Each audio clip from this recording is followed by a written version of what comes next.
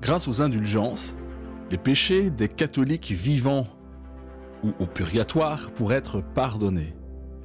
Alors écoutez ce que dit le catéchisme catholique. Par les indulgences, les fidèles peuvent obtenir pour eux-mêmes et aussi pour leurs âmes du purgatoire la rémission des peines temporelles suite des péchés.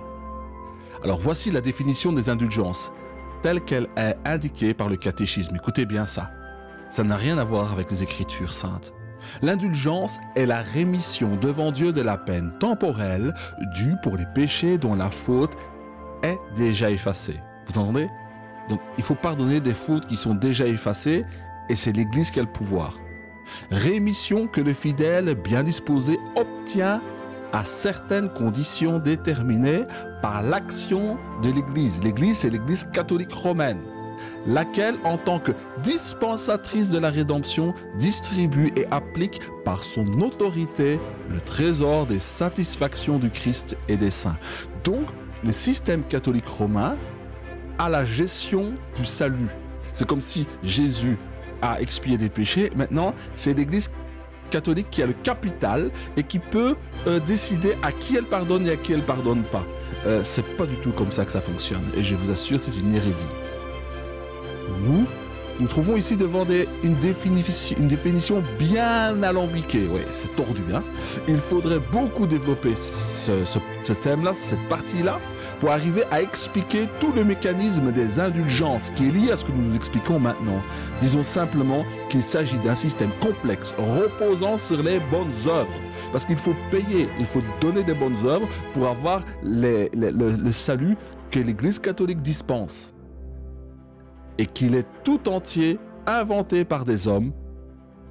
On n'en trouve pas un mot dans la parole de Dieu. C'est pour cela que le système catholique romain ne veut surtout pas que vous lisiez les Écritures et que vous confrontez ces Écritures que vous avez comprises, écoutées et lues à la doctrine catholique qui se trouve dans leur catéchisme. Mais le problème, c'est que beaucoup de catholiques ne connaissent pas les Écritures. Alors, il y a des catégories de péchés.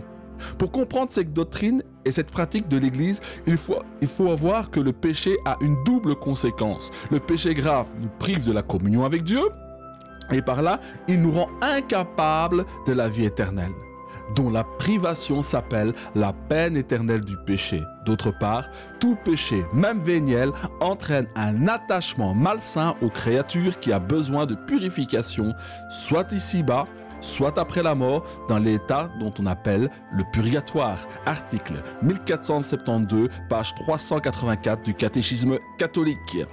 Il y a donc chez eux des catégories de péchés. J'avais parlé du purgatoire, vous pouvez aller voir les autres vidéos qui traitent de ces différents points de doctrine dans le catholicisme. Écoutez maintenant. Pourtant, la Bible insiste sans arrêt sur le fait que tous les péchés ont la même conséquence.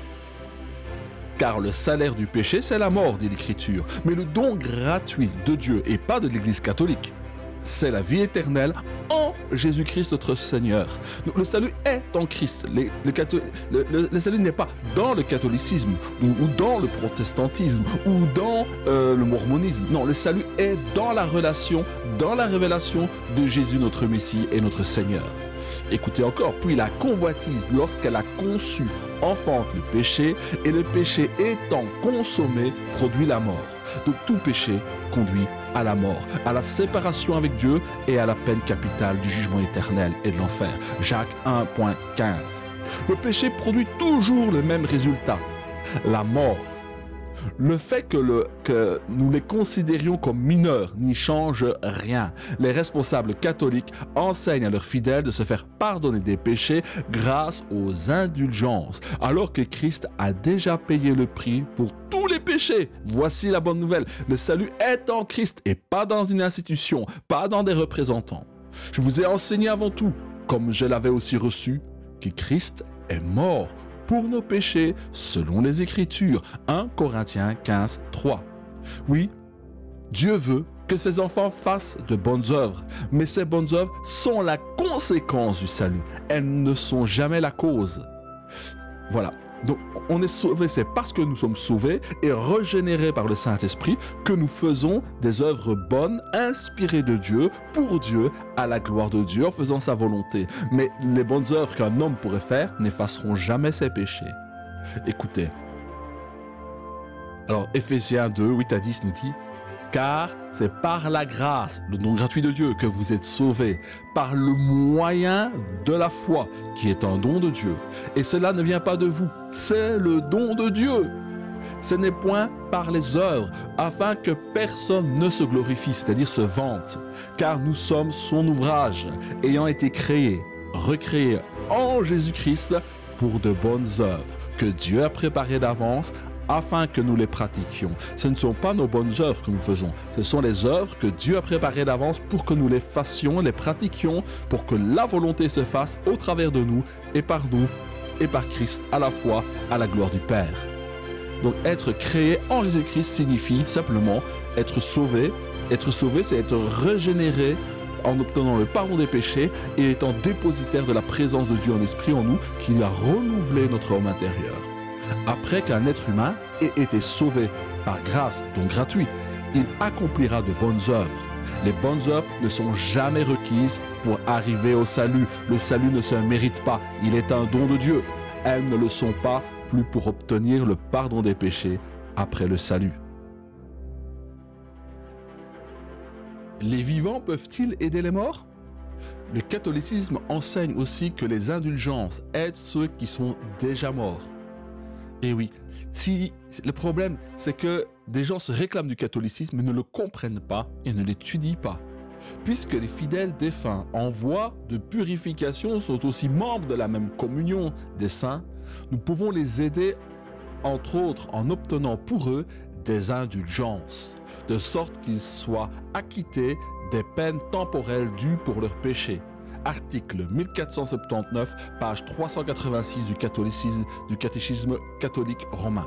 Voici une autre doctrine humaine. Vous ne la trouverez jamais enseignée nulle part dans la parole de Dieu, par Jésus ou les apôtres. Ainsi que nous l'avons déjà mentionné, il n'est pas possible de se faire pardonner nos péchés que pendant le temps de notre vie. Car une fois que nous sommes morts, nous mourrons soit avec nos péchés ou en état de grâce et de salut et de réconciliation avec Jésus-Christ. Il est impossible que les péchés soient pardonnés après la mort. 3 thèmes. Dans cette doctrine des indulgences, 3 thèmes récurrents se retrouvent. Un attribut divin de Jésus est minimisé. La Bible déclare que la seule l'œuvre de Jésus-Christ à la croix peut nous apporter le pardon de nos péchés. Malgré cela, le catholicisme enseigne que les péchés peuvent être pardonnés grâce aux bonnes œuvres de tout fidèle. Le système des indulgences retient les fidèles dans leur giron de l'Église catholique. Au lieu de s'adresser à Dieu pour obtenir le pardon des péchés, les fidèles doivent peiner et faire tout leur possible pour faire de bonnes œuvres au sein de l'Église catholique. Il est intéressant de noter que les bonnes œuvres du catholicisme diffèrent des bonnes œuvres de la Bible. Les bonnes œuvres bibliques sont des activités effectuées uniquement en faveur d'autres êtres humains. Elles ne sont pas cause de salut pour les personnes qui les effectuent. Par contre, les bonnes œuvres catholiques sont souvent liées à des rituels, messes, prières, rosaires, cierges allumés. Dans l'acceptation catholique, les bonnes œuvres ont pour but premier d'aider les personnes qui les accomplissent à obtenir le pardon de leurs péchés. Si vous comprenez cela, vous comprendrez le cœur du catholicisme et son hérésie. Le système des indulgences représente finalement une sorte de chantage, incitant les membres à rester fidèles à l'Église pour que leur bien-aimé arrive au paradis. Conclusion. Ce système de bonnes œuvres est-il voulu par Dieu? Lisez ce que Dieu enseigne dans sa parole et décidez vous-même.